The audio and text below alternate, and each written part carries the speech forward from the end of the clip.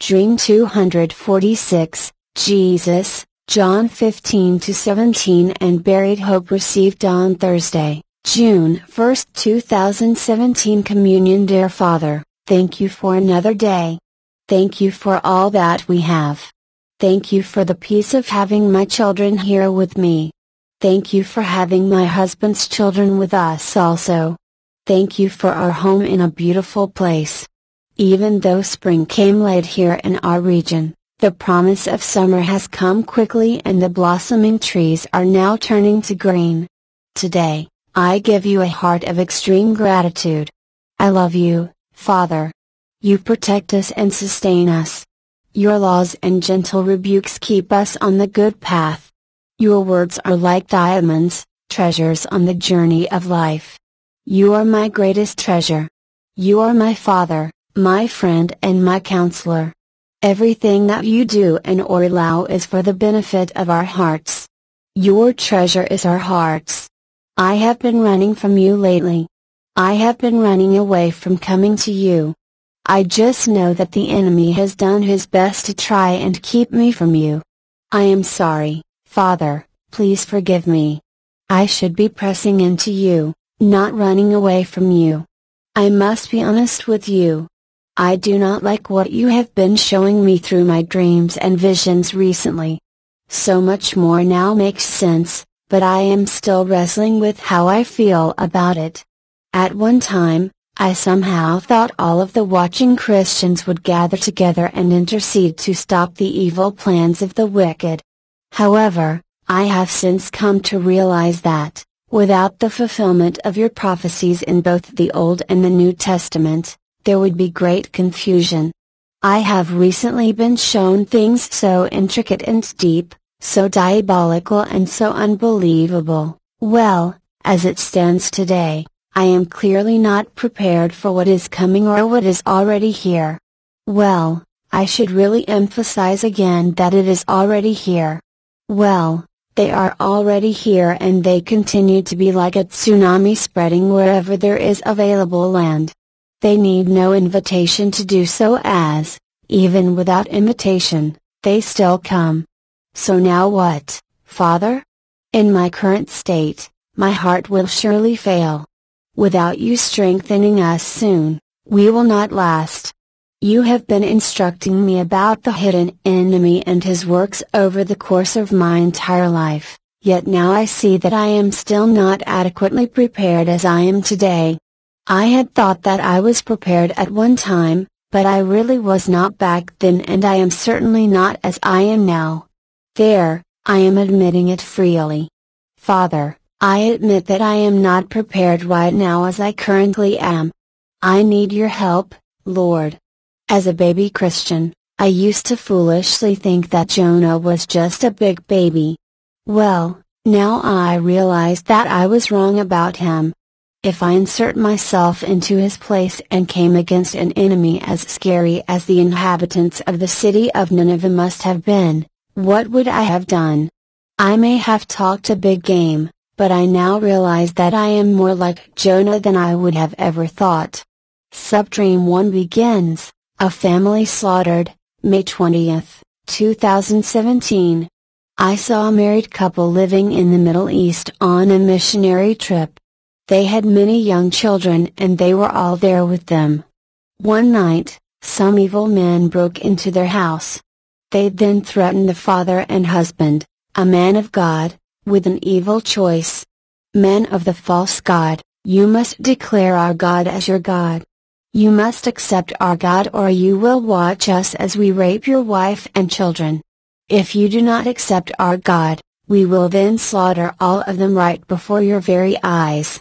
The man of God was torn, but decided that he would try and save his family. Under his breath, he asked God for mercy and forgiveness, but knew in his heart that he truly knew that he loved Jesus with all of his heart. He attempted to deceive the evil men in order to save his family by agreeing to their demands. Man of God, okay, I accept. I accept your God. Well, what followed was horrible. The men of the false god still continued with what the man of God had feared that they would do. He was forced to watch as each of them took turns raping his wife and each of his children. They then had him watch as they killed his wife and children one by one after they had finished raping them. After the men of the false god had finished their evil deeds, they prepared to behead the man of God.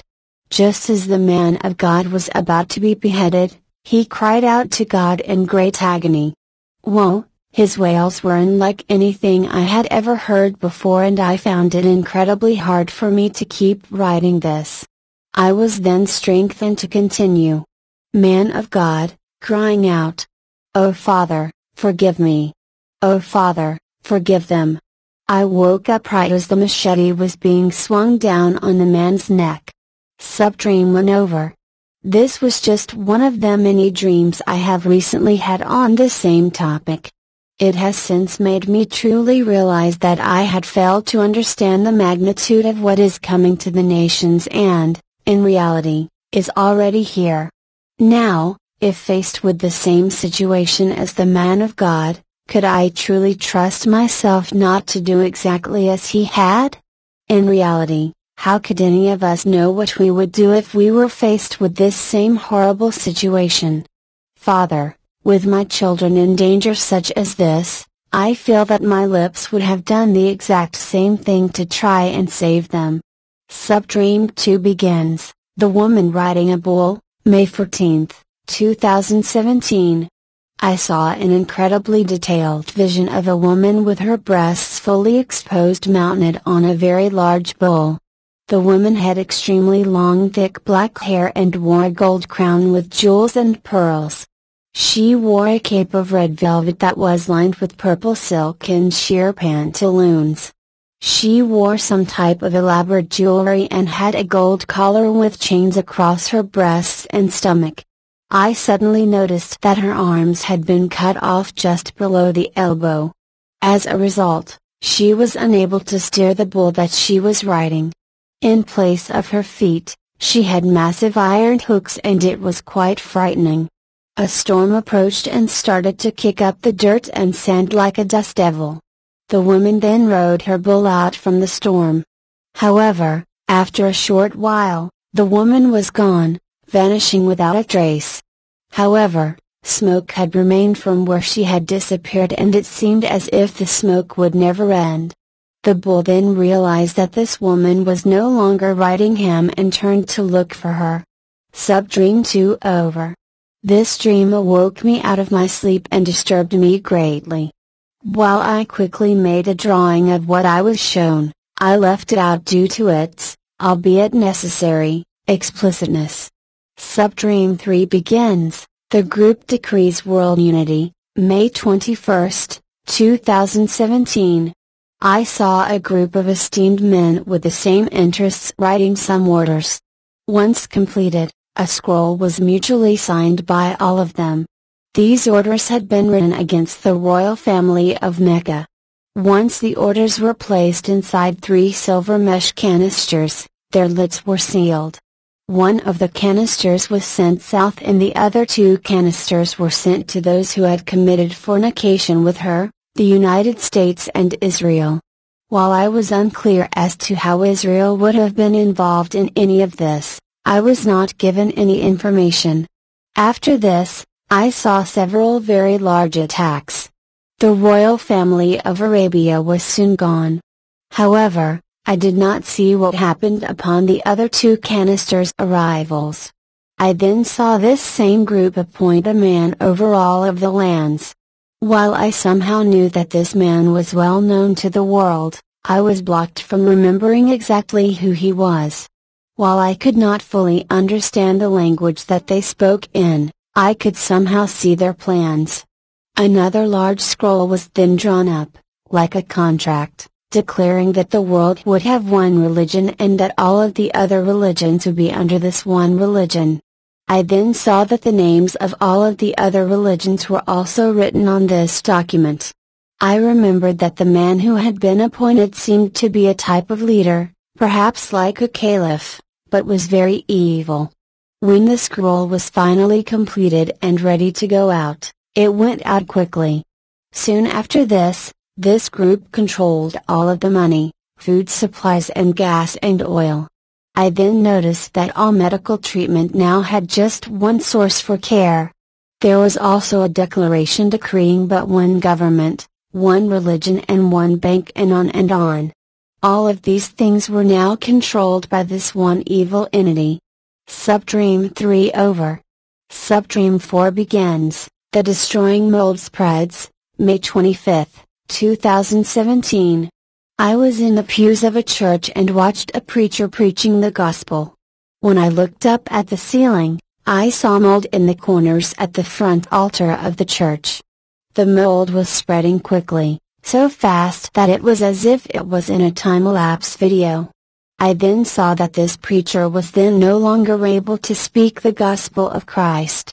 As the mold overtook him, I saw great despair and shock in his eyes over what had just come upon him and how quickly. I then ran out of the church and down the street. I decided getting some cash would be wise, so I ran over to my bank. Once inside, I noticed that the same thing with the mold was happening there as well. I quickly went over to the ATM machine to withdraw funds while I still could. As I stood there, I suddenly noticed that a giant eyeball was staring at me from the machine. This terrified me, but then I noticed that this mold had now taken over the entire bank and had even encased the money. Fortunately, I had already withdrawn as much money as I could, so I ran over to the nearest grocery store to get supplies. As I went into the store, I noticed that all of the shelves had already been rummaged. Any food that was still remaining was sparse. Worse yet, what was there was rotten as it had been taken over by the spreading mold. I suddenly heard the produce man in distress and shouting to anyone who would listen. "Man, I just put these out. All of this was fresh just this morning. What happened?" I decided to run over to the dairy section hoping that it was not too late. However, the smell in this entire section was sour and people were now screaming in horror. I decided anything here would be rotten, so I quickly ran over to the baking aisle. While there were still some flour sacks available, my eyes widened when I saw that a 5-pound bag was now selling for over $100. As I left the store, I could hear even more screaming, crying and weeping. However, it was no better on the streets as everything was now in chaos. A man on the street started lamenting to me. "Man, I have no hope. None at all. All that I had is now gone. All of it is now gone." Subdream 4 over. Subdream 5 begins. The Secret Sixth Pillar of Islam, May 26, 2017. I was in a classroom with an Arab instructor. He was wearing a white long overcoat with a headdress. He was showing the class a wide globe of the earth. A massive white turban was wrapped around the globe. He then started to point to the various lands, all 7 of the continents, and at the ribbon wrapped around them. While I was not sure if the ribbon somehow represented the global internet, I noticed that, on closer observation, all of the ribbons seemed to originate from the Middle East and were going out to each of the 7 regions. Instructor, speaking in a heavy accent. You must listen and understand that you have all been taught a lie. The only truth is that all foundations are really from Allah. Allah is the pillar and the capstone. Without Allah, the entire building crumbles. The instructor then showed the class a drawing of the 5 pillars of Islam using a slide projector. When he finished showing the class the 5th pillar, the slides mistakenly advanced to show a 6th pillar. When he noticed that this was accidentally being shown to the classroom, he quickly unplugged the projector as fast as he could. Student, teacher, what was that 6th pillar? Instructor, there was no 6th pillar. Student, but we all saw it. When the whole class started murmuring their collective agreement, the instructor decided to take his chances and continue with his lesson. He plugged the slide projector back in and showed them the 6th pillar again. Instructor, Yes, yes, this is a special pillar. However, it is also a secret and only those who accept the words of Allah are allowed to see it. Now, who would like to learn about the secrets of this special sixth pillar? Every one of the students raised their hands in agreement. When the instructor saw this, he excused himself for a second to pray under his breath and out of the sight of his students. Instructor, thank you, Allah, for delivering this knowledge to me. Thank you for so easily delivering these students. Subdream 5 over. Father, I have also had several other dreams that seem to be related to the book of Revelation. However, I must admit that I have not spent much time reading Revelation as it overwhelms me. As such, it is still mostly a mystery to me and I have a limited understanding. Sometimes it even seems that Revelation is truly just too wonderful for the limits of my abilities. However, when I do read this, I can see that your courts and your throne are just like what I have seen. When I read about what the beautiful choir of angels sings in your courts, it is just like what I have heard. Revelation even speaks of the beautiful sea of glass you have shown me, but it is frustrating, as I am sure it was for John, that my writing could never truly capture the wonder of this marvel. While this sea is glass, it is also somehow living and breathing. In reality, this is just too difficult for us to comprehend in our current human state. Father, I pray for greater knowledge and revelation from you as I attempt to navigate this great book. Since we are clearly in the beginnings of this time now, I truly now feel that this is what you would want us to do. I have also come to realize just how effective the enemy has been in turning Christians against each other. So many are now kept so busy accusing others of false teachings, false signs, false wonders and deception that there is barely any time left for them to witness to your grace and glory to the lost. In Mark 3:25, Jesus states, "And if a house be divided against itself, that house cannot stand." Jesus had spoken this to the Pharisees after they had just accused him of being the prince of the demons. They then falsely accused him of being able to cast out demons only because he was secretly one of them.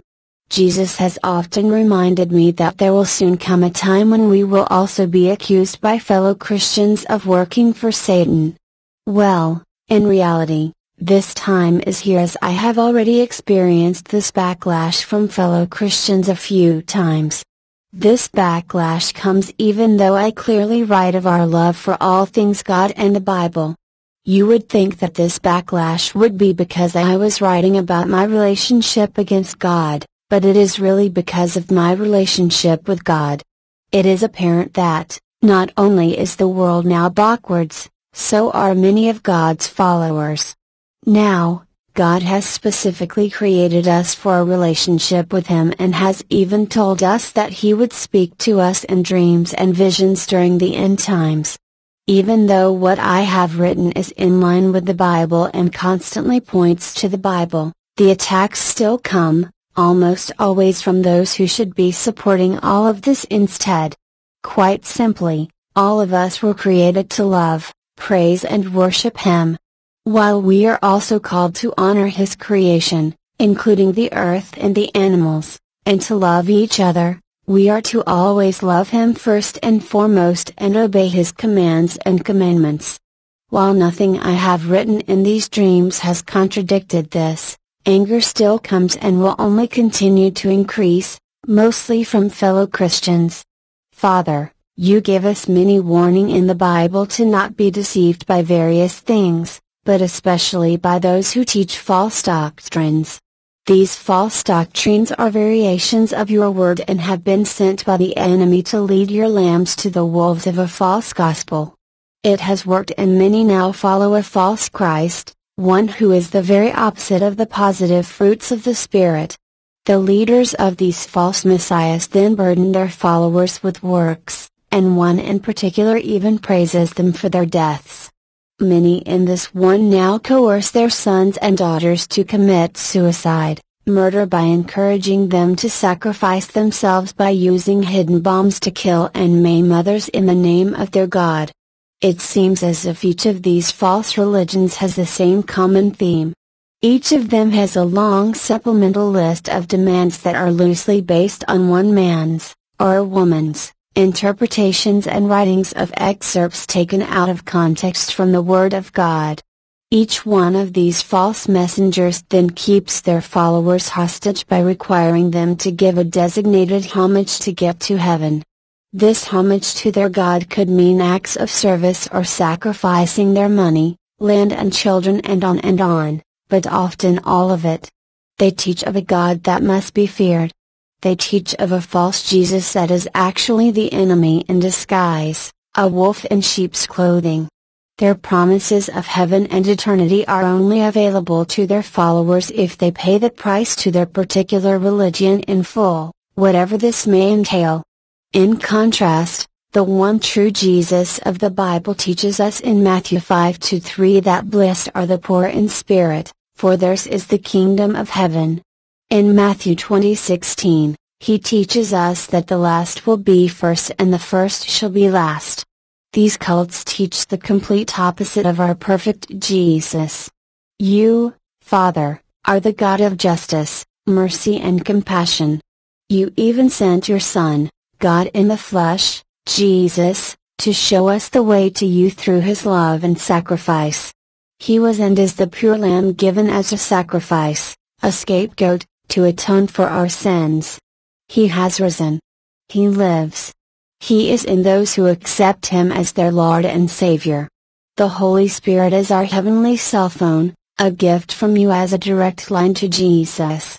Jesus, via the Holy Spirit, is our counselor, directing our path in righteousness, love, compassion and mercy for the lost. We simply could never do this without your guidance and compassion. What God can do this other than our one true God in heaven, our Creator? None. Father, the world is in the process of dissolution. It is melting and dissolving right before our very eyes.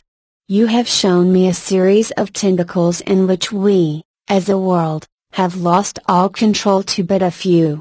The root of each of these nations is now in the wrong hands and most of its citizens are completely oblivious to what is happening.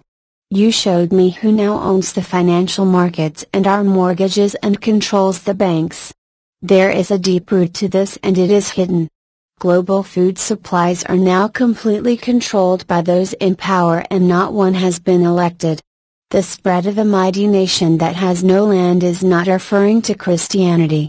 All of the major book publishers for educational materials, and soon even for Bible publications as well, are already now in the wrong hands. You also showed me who owns the media, entertainment and technology. You showed me who owns our transportation. It is all owned by the same people who own the financial markets. They create false stories that make the stock markets plummet and then buy up the hurting companies at a fraction of what they are worth. While this once was happening slowly, it is now happening very quickly. The doors to the nations were opened and the enemy was freely allowed, and often even encouraged, to invade and conquer. As this was done in a relatively peaceful manner, no one noticed.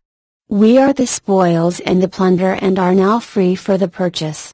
My husband and I recently had the chance to review some DVDs from a Christian organization called Qum Ministries.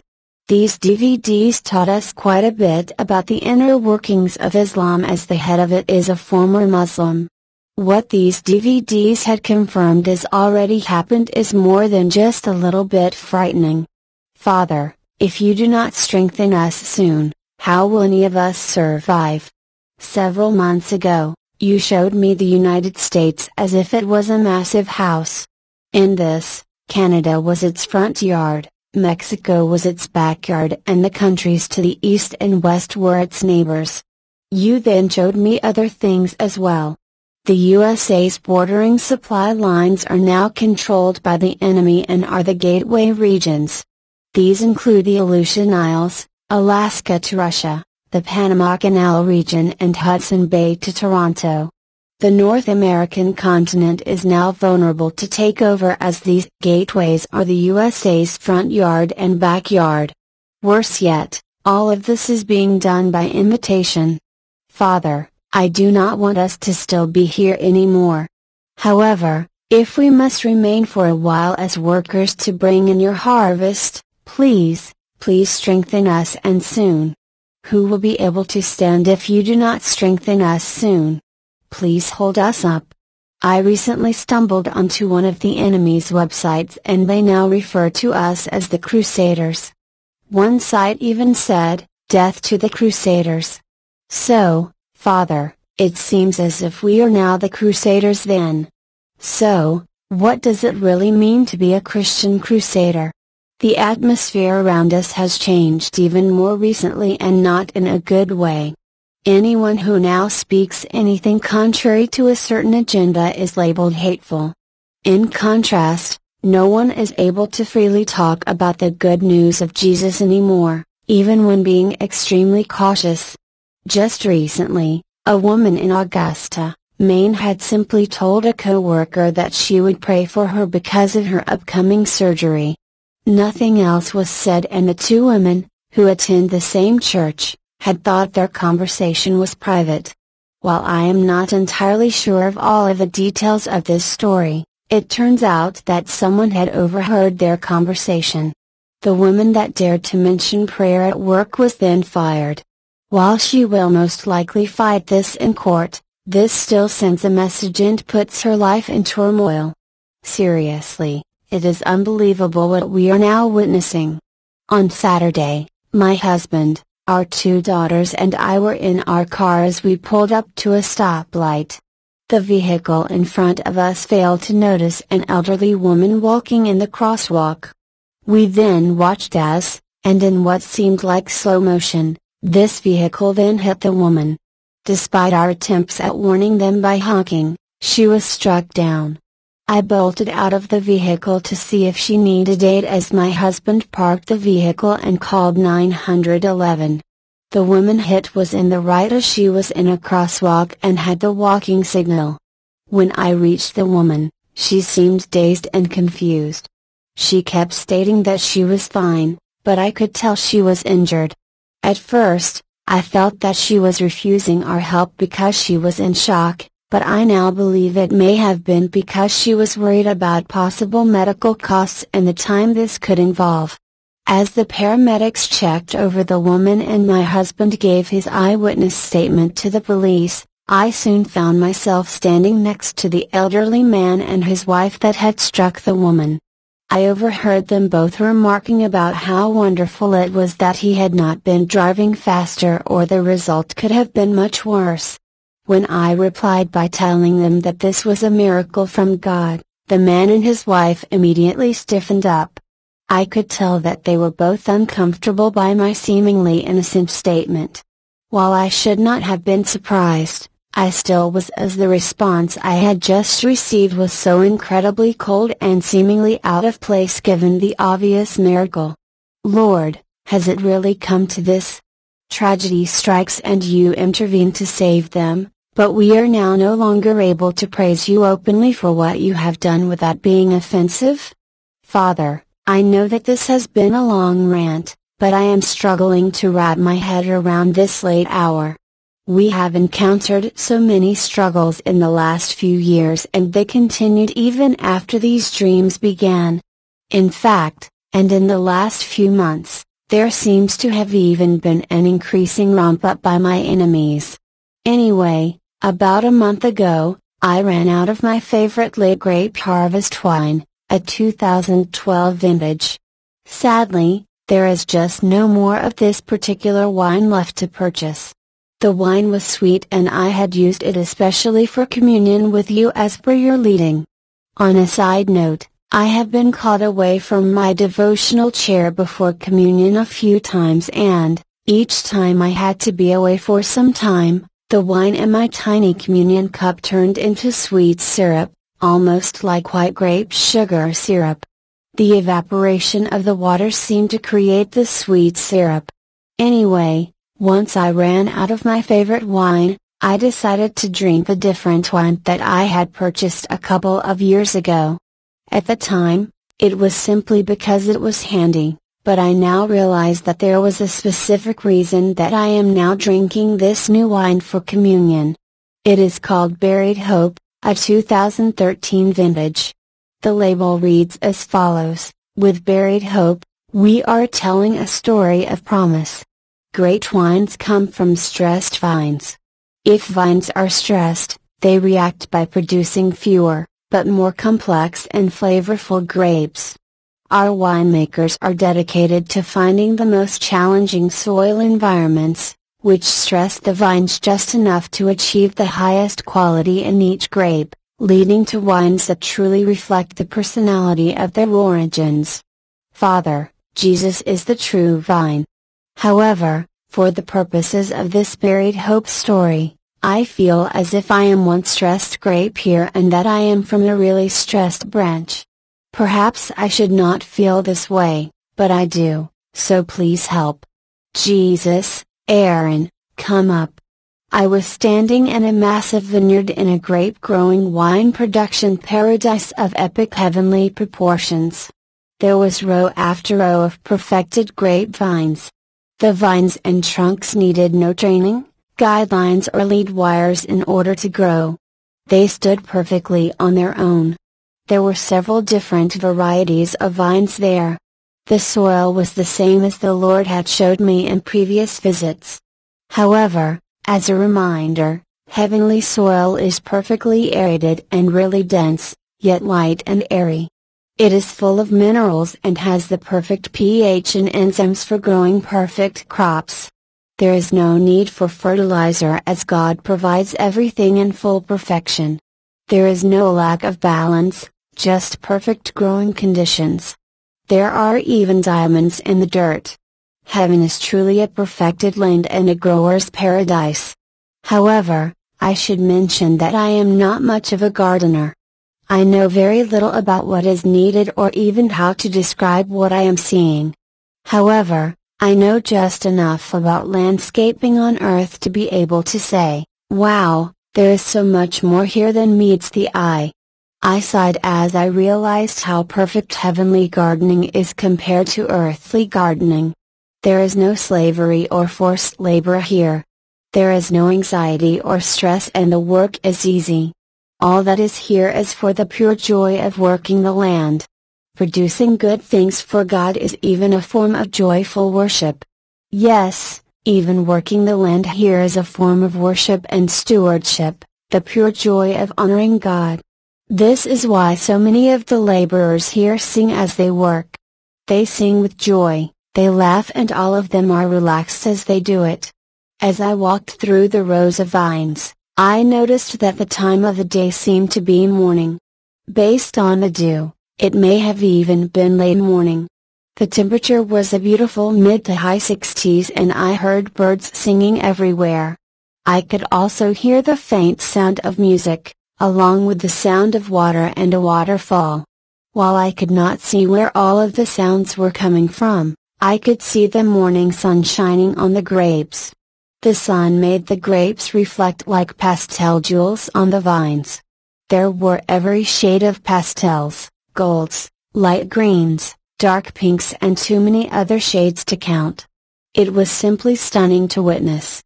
The clarity in the atmosphere here is really like nothing on earth. My heart truly felt at home here and cannot be truly described.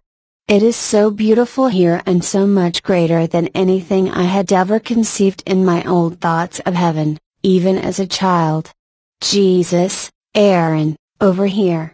I looked up toward the mountain where I had thought I heard his voice, but I did not see him there. I decided to run down to the end of the row to get a better look, but soon was distracted by noticing what I was wearing instead. I was wearing a beautiful white linen gown with another type of silk veil wrapped around the back of my head.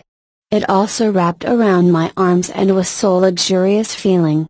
I looked down at my feet and I was barefoot.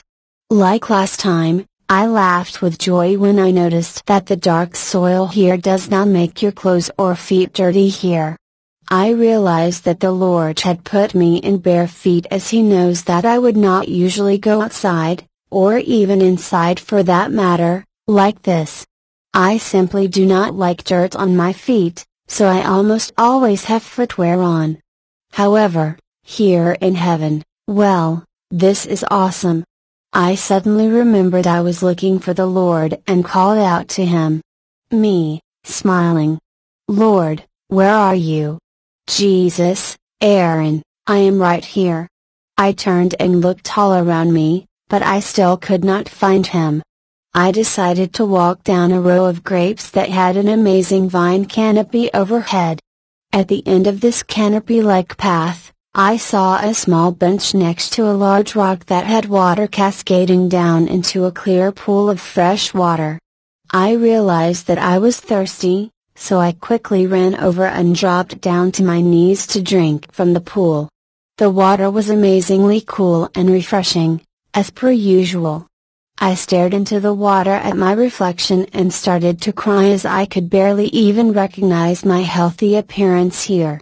I smiled and laughed as I swiped my finger in the water so that my reflection would become wavy. However, just after I did this, I saw someone else's finger go into the water. As soon as the finger entered the water, it instantly became as still as a sheet of glass. I looked over and there was Jesus. I instantly sprung up from my knees and hugged Him in excitement and joy. Even if I do not see Him for the shortest of times, I cannot wait. Me, oh Lord, I just miss you so much. Jesus, smiling. Aaron, I am always with you. Now, what is wrong? Me, Lord, if you do not turn and heal us soon, or take us home instead, we will not last. I have been shown, as you have revealed to me, what is to come, and I am not prepared. However, who can really prepare for what is coming? Lord, no one is ready. While some people may think that they are ready, they are not. Apart from you, absolutely no one could ever be ready for what is coming. What you have revealed to me is for now, and it is happening. It is all happening just as clearly as your word has said that it would. Jesus, yes, Aaron, this is written and has been foretold. While this is not a surprise to me, you are still in awe because you have waited a long time for signs and now they have come. While you had been worrying that what you have written could be at odds with what you have read in the Bible, you now have increased understanding. Things that once seemed confusing to you are no longer quite as mysterious. You now see with increased clarity the accuracy of your dreams as it relates to Scripture. Still, you come to me today in apprehension and brokenness. I tell you the truth, Aaron, you have not been deceived. He smiled and then reached over for a cluster of grapes. Now, Aaron, look at these grapes. These are not quite ready as they have not quite reached their time. However, these over here. He then pointed to a different cluster. Are plump and bursting from their skins. These are ripe for the harvest. Now, if these are left too long on the branch, they would eventually shrivel and die and would be wasted fruit. He nodded his head and smiled. Determining the readiness and the maturity of a grape is not an easy thing. I suddenly became downcast and Jesus immediately noticed. Okay, Aaron, what is troubling you? Me, crying. Lord, what if I am not found suitable to you? I love you so much, but what if, when you come, I am not what you expect? Jesus, smiling. Well, Aaron, perhaps it is time for a sweeter communion wine? It seems the enemy has been working overtime while you are in this vulnerable state and that he has been stirring up your memories during the counting of the Omer. The enemy recently took you over a past bridge, but I allowed this.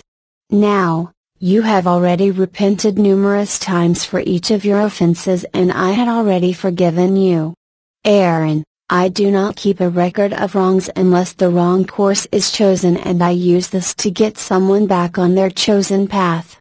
With you, I have seen your path and already know that it leads to me.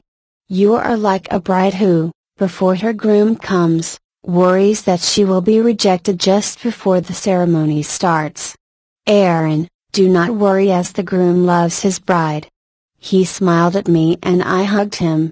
Now, do not let the enemy deceive you. While you are unable to change bad decisions from your past, you can still make right your destination here. Aaron, though you are here with me, the enemy is behind you and wants to call you back. However, I am here with you and I am calling you to go forward. I am standing at the altar like a groom at a wedding. You are the bride, unable to break your gaze with the groom as you approach him at the altar. I am at the altar daily, Aaron, so come to me whenever you are worried. Now, look at your dress. Did you pick this yourself from your closet? He laughed as I looked down. I think not, as there is nothing as fine and as pure as this white fabric in heaven that you are wearing here. Now, it is very important that you remain in me daily. Come to me frequently and call out to me always. The enemy creates much glamour and distracts you, but I speak to you continuously now with revelation, so take note. Even though it seems like all hope is lost. He smiled. Or buried, it is not. Soon the dawn shall come and the sun shall rise. The hopes of those whose hearts have been broken, bones dried up and skin shriveled like grapes, left too long, will be revived. I tell you the truth, for those who wait for me, I am the vine and they are the branches. You are dressed as my bride, but, apart from me, you cannot bear fruit. I knew that this was a lesson straight from John 15. Me, Lord, why would you ever leave any grapes on the vine for too long? Jesus, laughing. Do not worry, Aaron, as you are not one of the shriveled up grapes, as your branches produce good fruit. Branches unable to produce good fruit are of no use to the vine dresser. Now, I call you friend, and you do not choose me as I chose you. I have appointed you so that you bear fruit and so that your fruit abides, that is, continues to remain, so that whatever you ask my Father in my name may be given to you. This vine here, he pointed to a vine, has many branches. Each branch bears fruit and will continue to do so. You remain in me and my words are in you. Ask whatever you wish and it will be done for you by my Father, the vine dresser. Me, laughing. Do you mean bride dresser? We then both laughed together. Jesus, well, yes. As he has loved me, so I have loved you and remain in love. If you keep my commandments, you will abide in my love, just as I have kept my Father's commandments and abide in his love. You also must love one another. My commandment is this, that you love one another as I have loved you. Greater love has no one than this, that someone lay down his life for his friends. You are my friends if you do as I command you. He was gentle, yet stern, as he said this. Me, crying. O Lord, am I in danger of not obeying your commandments? Jesus, smiling. Well, Aaron, there is no one who is perfect. If I obey my Father's commandments and I have then asked you to obey my commandments as a groom would ask a bride that had married him for love, and since you are my bride and also my friend, then you will remain in love with me and abide in me and me in you. We will then be as one, understand? Now, the hour you are in is dark. Many will be persecuted in my name and in the name of my Father, yet these persecutors do not know us. However, since I have now come to each of them, they will be guilty of their sin and will be unable to say, you did not call me, so I am blameless. No excuse will be allowed, as it is written that whoever hates me also hates my Father. Me, Lord, I will study John 15 as I feel that you will say even more to my heart there. I also feel that there are many layers of meaning in your words of love than we realize. Jesus, Aaron, I will grant you what you are searching for, but it has been there from the beginning and is no secret. Now, continue to the next chapters as well, John 17, Aaron, and make sure to etch my prayer on your heart. I stopped here in order to read John 15, 16 and 17 carefully from start to finish. As I read his beautiful words again in these chapters, the words came alive and I wept. I then went back to him to ask, yet again, why he would choose someone like me. Me, O Lord, I am not you. I have floundered on my path of righteousness. While I am a hopeful bride, my life's journey has soiled my clothes. I thank God, my Father in heaven, for sending you, His Son, to save me from the sins of this world. Without you, Lord, I would surely be sent to the depths of Sheol. Lord, I love you. Please forgive me that I am finally having revelation about obvious words that you have spoken to me. I am still in awe and wonder over why you would call any of us, but especially me, as I truly feel that I am the least of these. I am a woman born of sin, conceived out of wedlock. I have been divorced twice and have been bankrupt 3 times. I feel that I am the least deserving of being called. When I was youthful and strong, I was foolish and prideful, vain and arrogant, but now I am full of years, old and in pain. While I do not feel physically able, my heart is ready. Here, with you, I am young, vibrant, beautiful and strong. When I am here in my dreams, I even wear white. It suddenly fully hit me. Lord, in my dreams, you have me wearing white. While I am so thankful, who am I that you could ever find my vessel worthy? I have wronged others in my journey here.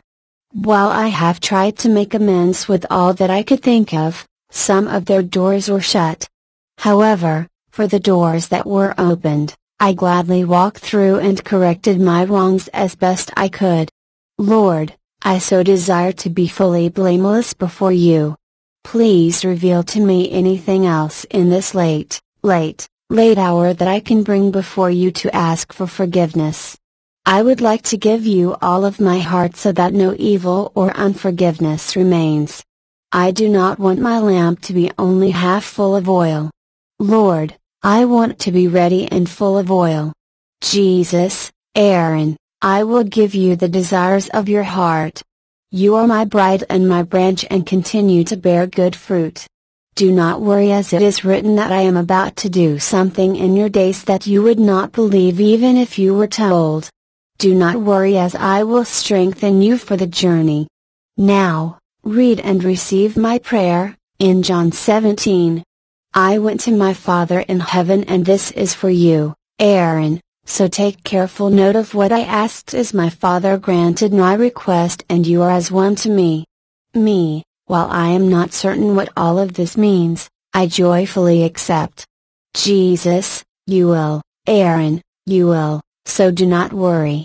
Now, I have shown you the evil of the sons of Molech, and this is the same as in the times of Noah.